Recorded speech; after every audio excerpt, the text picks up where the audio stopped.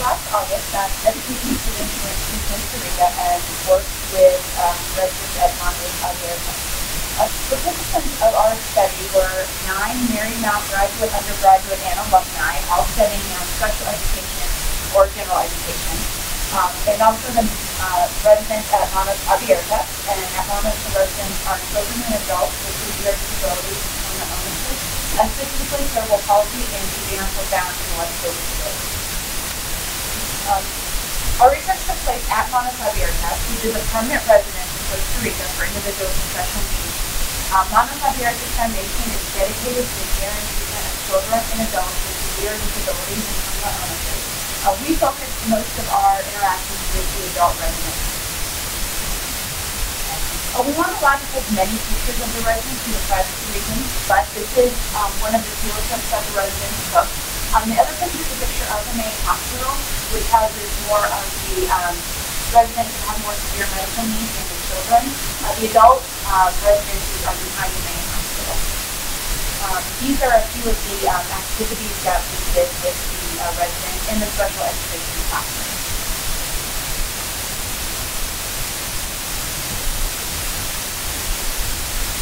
In order to form our research question, we collected pre- and post-experience reflection data.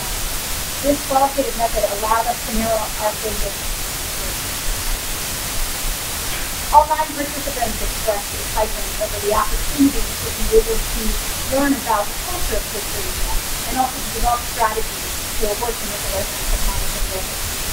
The primary concern of all of the participants was how the learning and language barriers would affect our ability to teach them. After we collected all of the pre-experience data, we analyzed it and developed our research question, which is how the limited capacity to communicate with the residents affect our ability to teach, attract, scaffold, and adapt.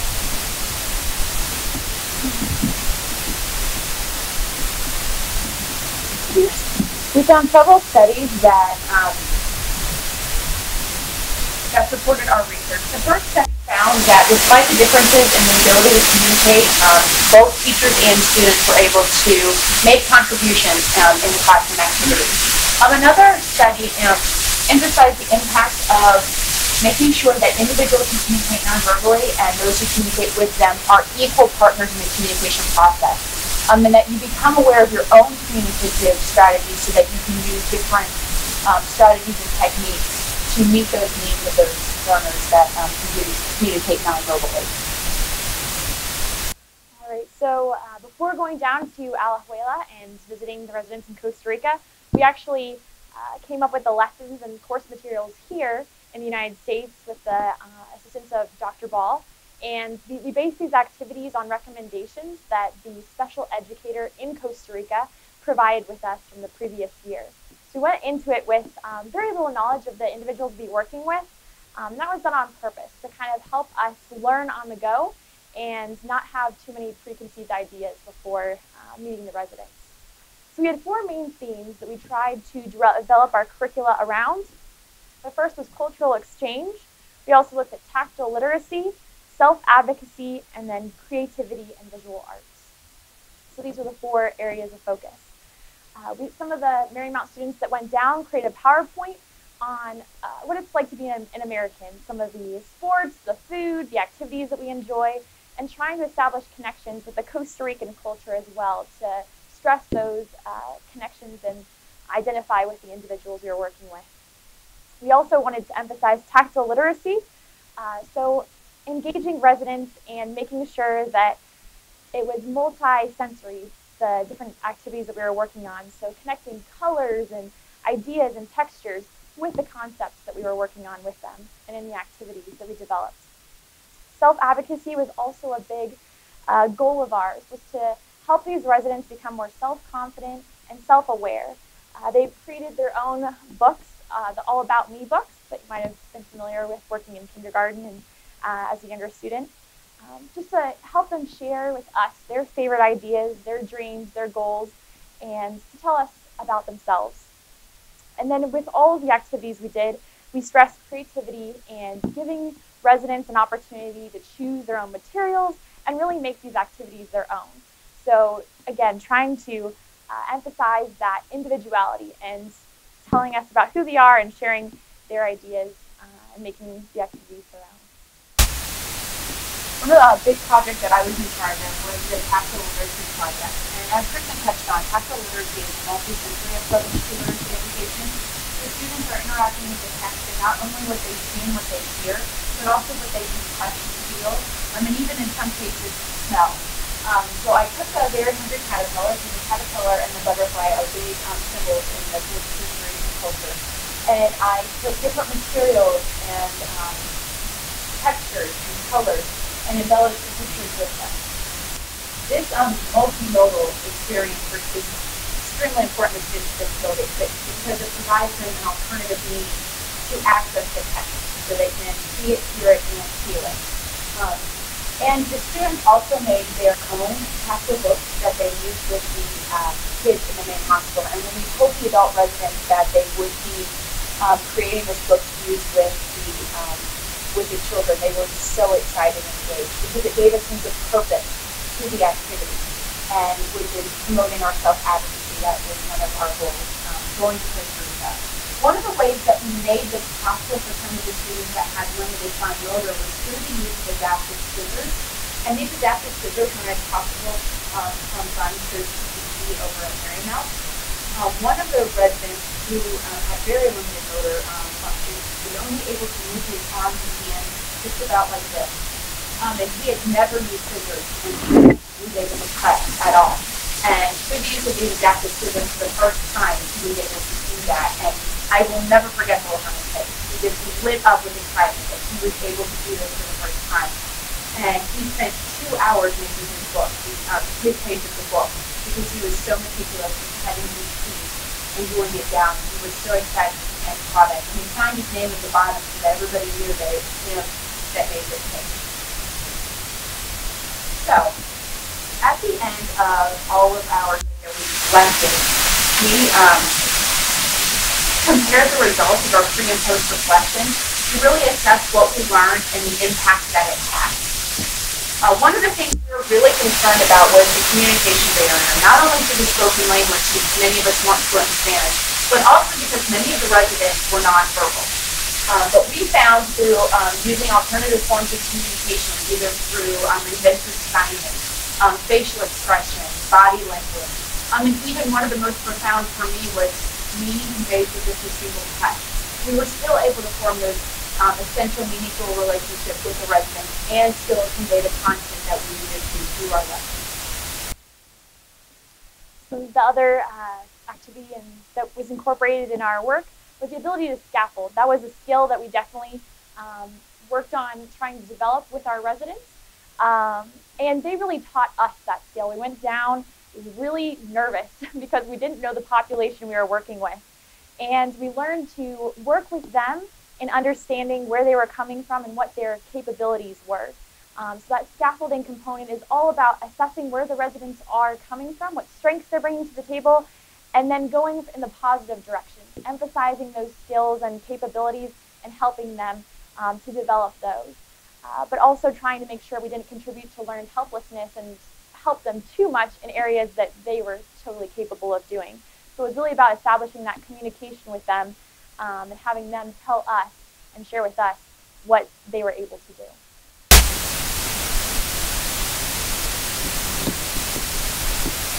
So part of being able to develop effective scaffolding is to be able to effectively assess. And because the severity of the developmental needs of a lot of the residents of Montecito proved to be challenging. So while we were there, the 9 participants developed different ways to assess. And we found that the importance of flexibility is paramount in dealing with the residents of Montecito.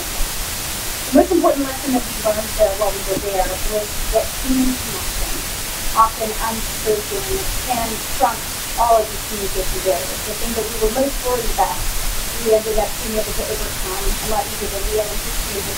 These connections were able to guide our teaching and inform our assessment, and it also taught us to bring hope into the classroom. some of the forms of assessment that we did on the go were watching facial expressions. If we noticed that a student had a frustrated look on their face, and that it was clear to us that we needed to go over to help. Sometimes the students would point to their work or motion us over so that we knew that they needed help. Sometimes we would notice that a resident was kind of just looking off into space. That was a clue to us that either they couldn't access the activity or they were bored with it. So again, that was a clue that we needed to change what we were doing and jump in to help them. So based on what we learned, every night we would come together and kind of have that round table effect. After dinner, we'd just get together, all of the education students, and discuss the needs and ideas and just what was kind of floating through our heads about the activities we've been doing and the residents we've been interacting with. And from that, the product that we formed was a recommendation form for the individuals that reside in Manos Abiertas and for their caretakers as well. Some of the strengths that we noticed, some things that we thought might be beneficial for the residents to get involved with and to help each other with, and just things that we had come up with based on our observations with the limited time that we've had to work with the residents. We also use this information to create a profile form to be used for assessment in the future by groups going down to Costa Rica and by the caretakers at Manos Abiertas. So here's a page of that recommendation form that we put together. First, again, we wanted to emphasize the strengths of the residents we were working with. Olga was one of the individuals who was definitely very highly functioning. She was actually deaf, and she used inventive forms of sign language. So she had come up with her own signs to communicate with us what she needed. She was also very perceptive, really good at helping us interact with the residents. So she knew their individual needs and very much took on that leadership and mother type role of helping us assist and adapt to the needs of the residents. So we analyzed and looked at these skills that she had and tried to come up with some recommendations of how she could be better, how her skills could be better employed in the community at Manos. So we had suggested that perhaps she could design activities for the other residents. She was really intelligent and very knowledgeable about their particular needs and concerns. So we wanted to see her, perhaps, if possible, having a more proactive role and a leadership opportunity at the on-site. So here's that profile form that we mentioned earlier. So based on those recommendations that we were coming up with, we kind of analyzed and took some of the themes that we were noticing and what kinds of ideas we were looking at specifically. And we came up with specific domains that we were trying to assess these residents on. Specifically, the first one would be communication strengths and needs. So looking at what forms of communication these residents began with and what their natural forms of communication were when we first got there. How did they want to interact with us? We tried to let them share with us their preferred means of communication, whether it be vocalization, verbalization, picture communication, inventive sign language. So taking note of what their preferred methods were, and then maybe offering some recommendations of how to make that communication more accessible. We also wanted to take note of their preferred activities and interests, so going off of what they liked and what their preferred activities were in order to build off those in an academic setting. Also, learning preferences, especially the sensory profile. For individuals with special needs and those with physical limitations, a lot of the individuals were in wheelchairs and had very limited fine and gross motor skills.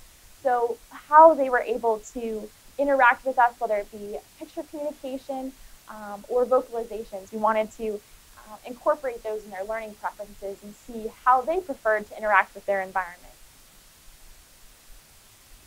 And then we also looked at social skills, their motor skills and adaptive skills, and their academics and cognitive abilities. So all of these things we were taking note of as we were interacting with the residents. And that capstone component would be the vocational potential. So again, what recommendations we had for integrating those individuals into the community and getting them to have a more proactive position at Manos and being able to feel like they had the opportunity to contribute to the community there and the other residents as well. This is taken in Costa Rica. asked right before we left outside a bus stop outside one of the really poorer areas of Costa Rica, and it had a profound effect on all of us because it really embodied the essence of our experience at Monos, because we were so worried about the communication barriers and how that was going to affect us. And none of our worries came to fruition. So in a sense, it was as if the impossible really only existed in our minds.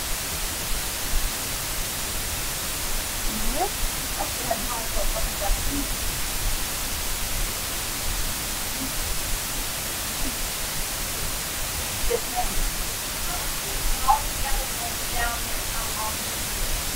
There were 9 education students. We also worked and encouraged with nursing students. I do believe there were about 7 or so nursing students, and we were there for about 10 days.